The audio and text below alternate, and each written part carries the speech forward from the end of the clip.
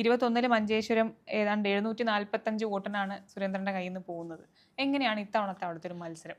മഞ്ചേശ്വരത്തിൻ്റെ എന്ന് പറഞ്ഞാൽ നമ്മൾ ഇപ്പം ബി ജെ പിയുടെ എ ക്ലാസ് മണ്ഡലങ്ങളിൽ 1, 2, 3 എന്നൊക്കെ പറഞ്ഞു കഴിഞ്ഞാൽ നേമം, ഒരുപക്ഷെ നേമം, വട്ടിയൂർക്കാവ്, വട്ടിയൂർക്കാവ്. കഴക്കൂട്ടം, തൃശ്ശൂർ എന്നൊക്കെ പറഞ്ഞു വരുന്നു. ഇതൊന്നും അല്ലായിരുന്ന ഒരു കാലത്ത് 1991 പോലും ബി ജെ പി ജയത്തിന് വളരെ അടുത്ത് എന്ന് പറഞ്ഞാൽ ഏകദേശം 2000 താഴെ വോട്ടിനാണ് അന്ന് ബി ജെ പിക്ക് ആ സീറ്റ് നഷ്ടപ്പെട്ടു പോകുന്നത്.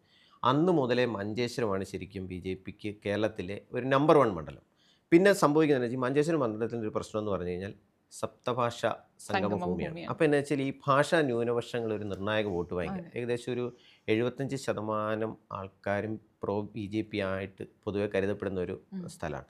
അവിടെ ഈ പറയുന്ന വോട്ടിനെ സ്വാധീനിക്കാൻ കഴിയുന്ന ഒരു സ്ഥാനാർത്ഥി, പ്രത്യേകിച്ച് മലയാള ഭാഷ അത്ര നന്നായിട്ട് സംസാരിക്കാൻ അറിയാതെ കൊങ്കണി, തുളു, ബ്യാരി അങ്ങനത്തെ ഈ പറഞ്ഞ 8 ഭാഷകളിൽ സംസാരിക്കുന്ന ഒരു ജനതയെ അവർക്കിടയിലേക്ക് കടന്നു ചെല്ലുക എന്ന് പറയുന്നത് ഇതിൽ സാധാരണഗതിയിൽ ബി ജെ പി ചെയ്തിരുന്നു പറഞ്ഞാൽ ഇതിൽ ഈ മേഖലയിൽ നിന്നുള്ള ഒരാളെ സ്ഥാനാർത്ഥിയാക്കി ഒരു പരീക്ഷ നടത്തും. കുണ്ടാറിനെയൊക്കെ മത്സരിപ്പിച്ച് അങ്ങനെയാണ്. അല്ലെങ്കിൽ LDF അവിടെ ഒരു സ്ഥാനാർത്ഥി അങ്ങനെ നിർത്തും. അങ്ങനെയായിരുന്നു ഒരു പരീക്ഷ നടന്നുകൊണ്ടിരുന്നത്.